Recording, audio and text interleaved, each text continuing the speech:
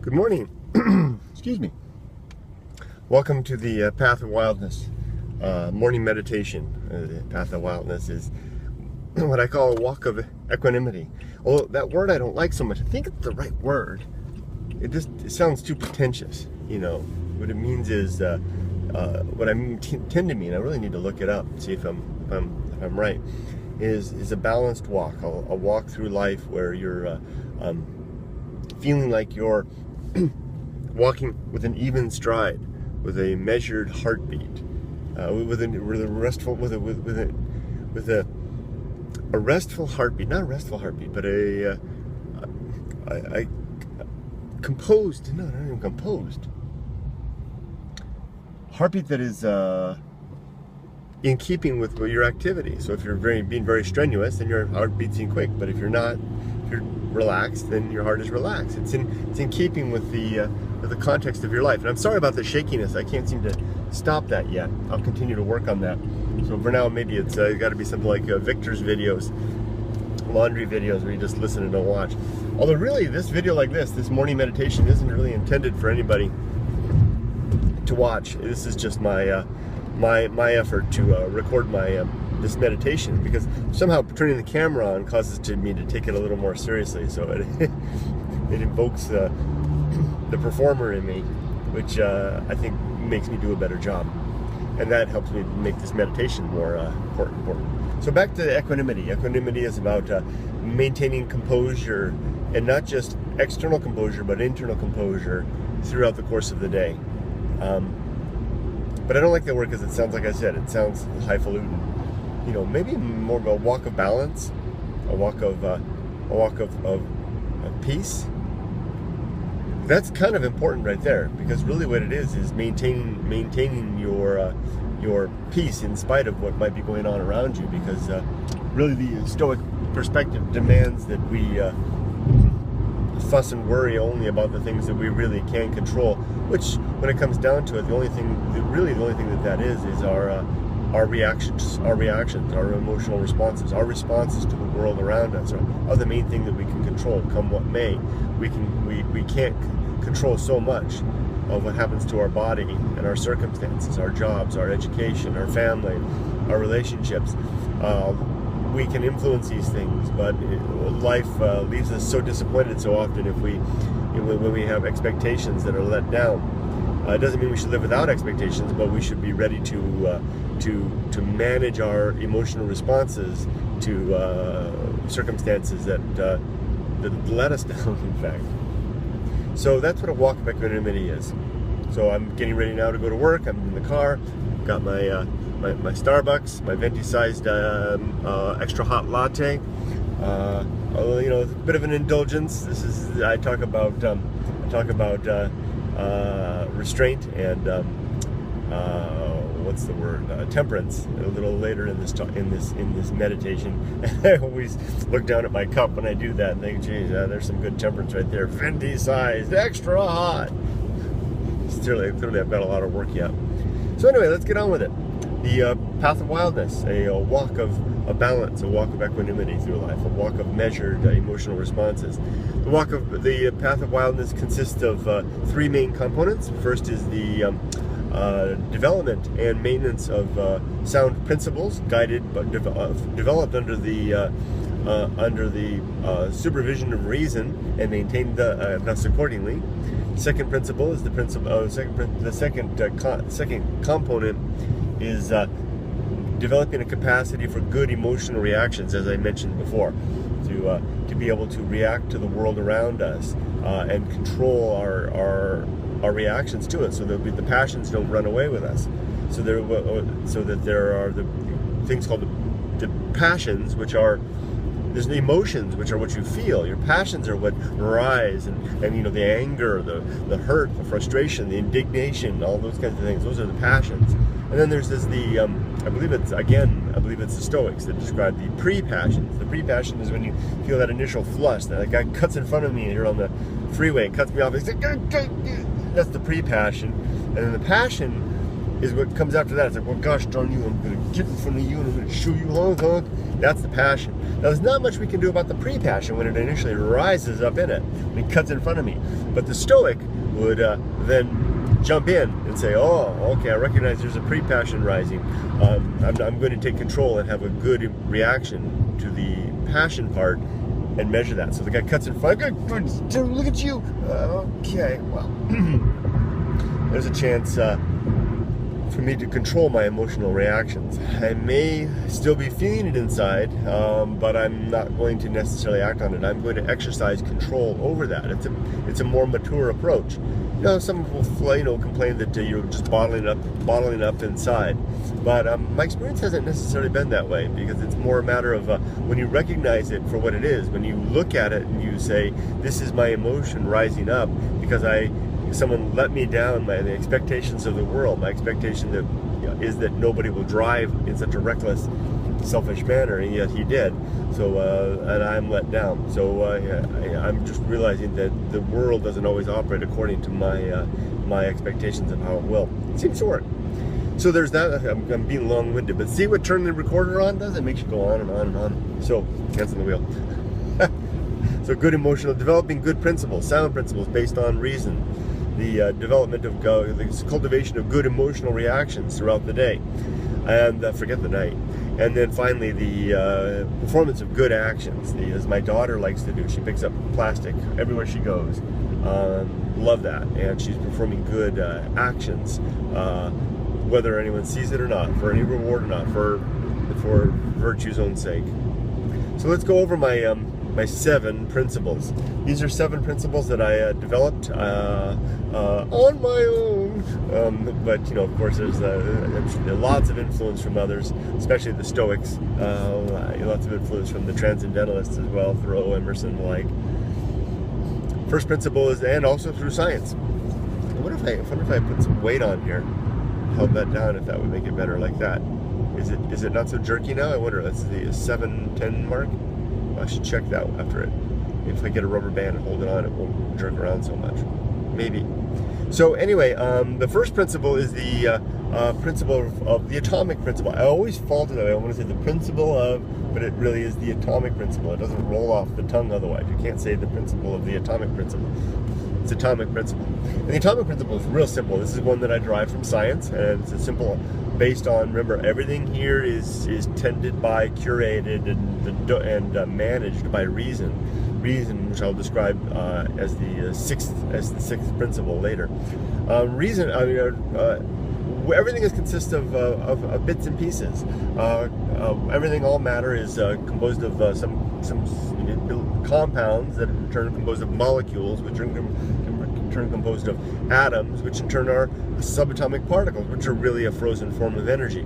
And these things change and transform, beginning the transformation in the stars as thermonuclear reactions change simple elements into more complex elements, all the way until you have everything, which blows up all the, and however number of elements there are these days, which blow up in a star and spread out all over the place, which then form into galaxies, planets and the like, and eventually us, all the bits and pieces, one star and another, formed into different stars. All these elements came about that way, and then they continue to transform. What if I hold that? Is that better? Continue to transform and change as time goes by, and never ending. Except things like maybe lead at the center of the planet, but I go on. I digress. Stays down there for a long time. The observation, the takeaway from this is the fact that we are transient, and in our composition, in our form and substance. What I was yesterday will not be the same tomorrow, and what I am in terms of the composition that makes this mental state happen, this personality that is me, I'll be over like that, almost done. I like to say that on social media, and people always say, oh, you're going to live a long life, and I think they miss the point. It's not about living a long life. It's about the fact that every single one of us is going to be snuffed out in an instant, and it's a reminder of that, not to be depressed and dwelling on it, but to be but to be activated by it, to be set into motion by that fact, and to understand and really be appreciative, or not appreciative, but accepting of the fact that we are transitioning. So that's the first one. I only got 10 minutes in. I'm only to number 1. Oh, I gotta hurry up. Okay, now number 2 is the principle of nature. All of the universe is composed of things that have a particular nature about them, and that nature is described in how they perform and they behave, and the expectations we have of them. Stars orbit planets, not that way. Planets orbit stars, falling into gravity wells, as all objects do, as all matter does. The water settles to lowest ground. Birds fly through the sky, live and die, and move. Plants are somewhat stable without sentience or really any thought, as we would describe it. Photosynthesizing and reproducing and dying. These are the nature of things in life itself. So to individuals, especially individuals like us with complex brains, we have individuality and personality and tastes and wants and perspectives and inclinations, and this is our human nature. And it's a worthwhile thing to keep that in mind, to recognize what is human nature, which is, I believe, simply nothing more than the facility to use our big brains to solve problems and understand the nature of the world, and thus to live a better life accordingly, and to survive in that capacity. Use our brains. Use this personally, and to know your own personal nature so that you can abide that. My nature is to walk, to think, usually alone, and that's what I do. And all individuals live better lives if they can recognize the nature of the world around them and their own nature and live accordingly. Third principle is the social principle. We are social animals. We need one another, and our best lives, our best living is life towards social ends, when we can do things towards the benefit of the community. The greatest amount of virtue is achieved in social improvements. The fourth principle is the principle of temperance, that consuming less in everything, of exercising restraint. That's the key word there. Restraint is a shortcut to virtue. There is no virtue in, and I'll define virtue, as I said, in just a moment. There is no virtue in consumption, in indulgence. That is a burning up of resources, a burning up of energy, and of giving in to passion. Passion, because consumption is a form of passion. Eating too much, drinking too much, exercising, sleeping, making love, working, all these things, resting even.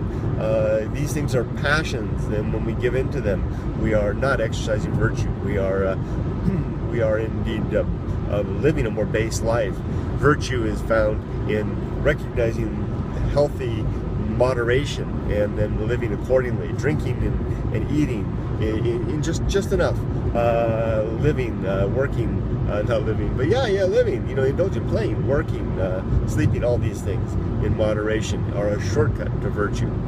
The next is the recognition of the great indifference, what I call it, the fact that the universe doesn't seem to give a damn about us. You look up there and it stares back at us with the cold, dead eyes of a corpse.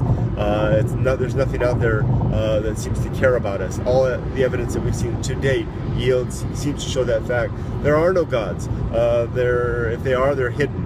No one can seemingly point to any true evidence other than a gut feeling, something called faith, which is believing that. It's just a shortcut to believing that which you have no good evidence for otherwise. Yeah, others would call that gullibility. It's a comforting story. It's another form of indulgence, another form of giving in to the passions of life. So, but it doesn't appear to be like that case. Go out into the wilderness. Go out and you'll see. If you hear a voice talking at you, it's probably from within. So I've been spending a lot of time out there. There's nothing out there. Everything that's out there wants to kill you. Wants to either kill you or doesn't give a damn. And there's very few places in the universe where we can live. Very few, even on this earth. The next is the principle of reason. Yay! Reason is the governing faculty. It is the if you were going to put a throne somewhere in your head and have a king sit there, it would be our capacity to reason, to use logic, to examine the facts of the world, and then put those facts together to form arguments that basically provide conclusions that are supported again in the facts. See how that works? It's a circular thing. You start with the facts, you build up an argument, you come up with a conclusion that is supported by the facts. If you don't have a conclusion that isn't supported by the facts, then you don't have anything to stand on, and it falls to the ground. That is the function of reason in the face of the universe. We use reason to figure out what is true. So reason and logic, those are the instruments. And then finally, virtue, which is the purpose of life. We're here to live a virtuous life. Virtue is the I define virtue, and I've struggled with this definition.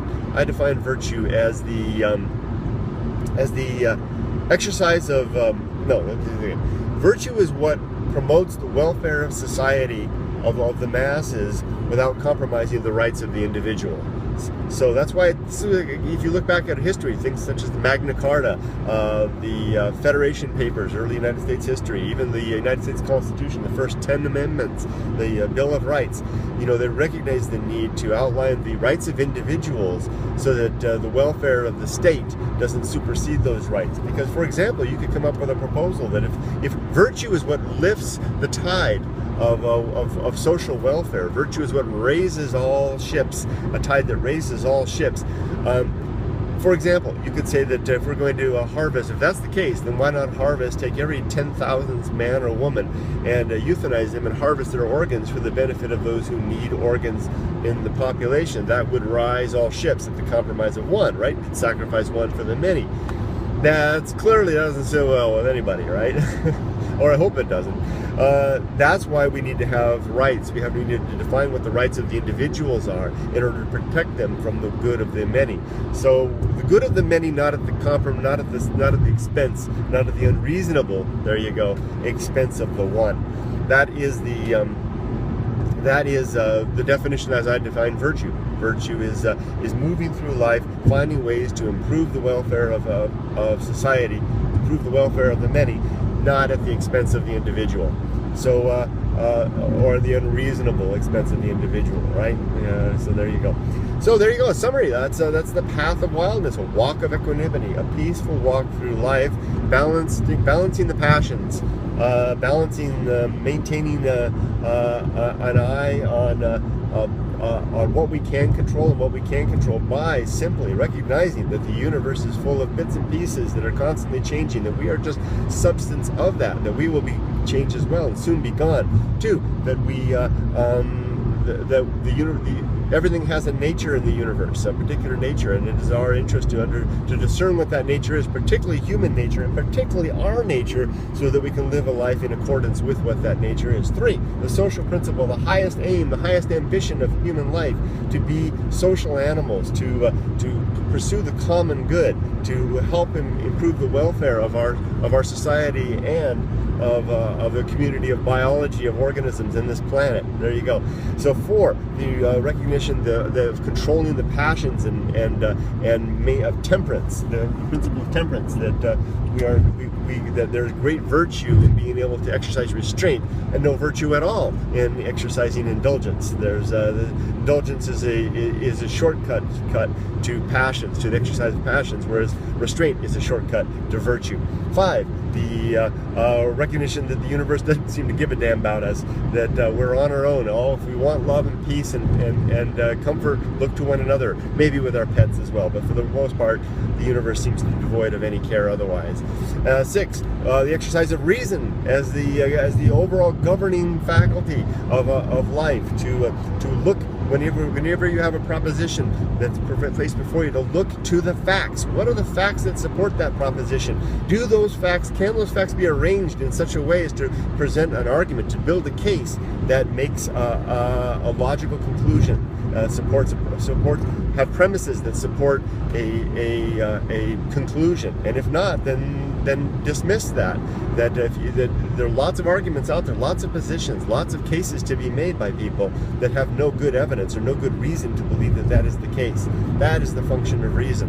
If you can exercise the life according to reason, then you will have principle. You will develop principles that are sound, can be demonstrated, and can be shown to be true, but yet need to be examined time and time again to make sure that they're sound. And finally, if you can do that, then you will live a life of virtue, a life of virtue, of pursuing the societal good, not at the unreasonable expense of individuals, and making the world a better place for the virtue of the fact that you're here. And I did it just under 20 minutes. That's a long video, but I think I'm going to sum off at that. That's the exercise that is the path of wildness, as I describe it. The walk of equanimity, a peaceful walk through life, a balancing passion with an interest in promoting general welfare and good, and enjoying life without being at the unreasonable expense of anyone other than ourselves, perhaps.